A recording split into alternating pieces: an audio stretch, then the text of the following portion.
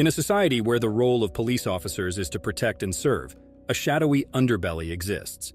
Some within the ranks abuse their power for personal pleasure and to manipulate others.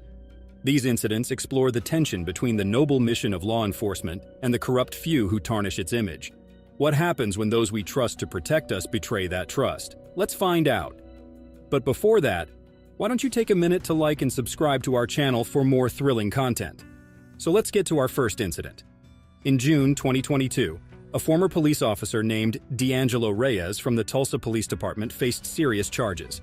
He was accused of doing something very wrong while he was on duty. Before the incident, Reyes saw a woman, and he recorded their conversation on his body camera. Instead of acting like a responsible officer, he behaved strangely, trying to flirt with her. After a short talk, he turned off his body camera. But the problem was that during this time, he was planning to take advantage of and sexually assault the woman. Even though he was supposed to be working to find a murder suspect, Reyes got the woman's phone number and learned where she was staying. He used his police computer to gather information about her. Later, he went to the hotel where the woman was staying. He went into her room, sat on her bed, and threatened her, saying he could easily put her in jail. The woman was scared that he might frame her for something, so she agreed to have sex with him even though she didn't want to. During this time, Reyes told his police department that he was working on reports, which was a lie. Eventually, the woman reported what happened to the Tulsa Police Department.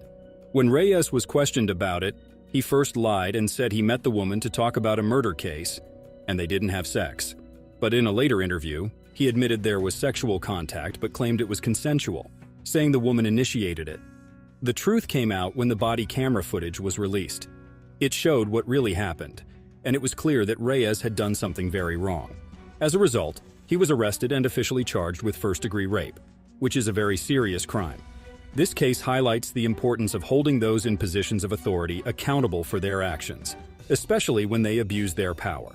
But the next case is even worse. Brian Lee, a former Ohio State Highway Patrol trooper, was involved in a disturbing case.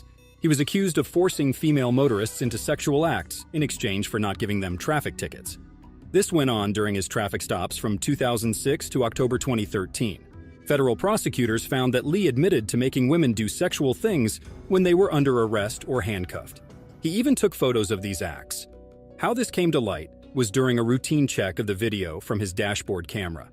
In the videos, Lee was heard asking unusual questions to women he had pulled over.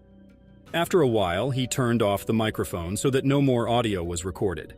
There was an instance where he took a picture of a woman without her shirt on, and he promised to drop charges against the driver in exchange for it.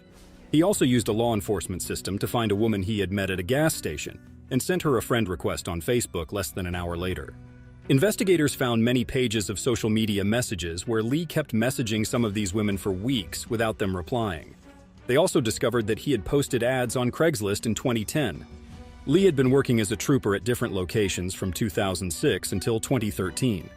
However, he resigned from his position on November 4, 2013, just a few weeks after a criminal investigation into his behavior began.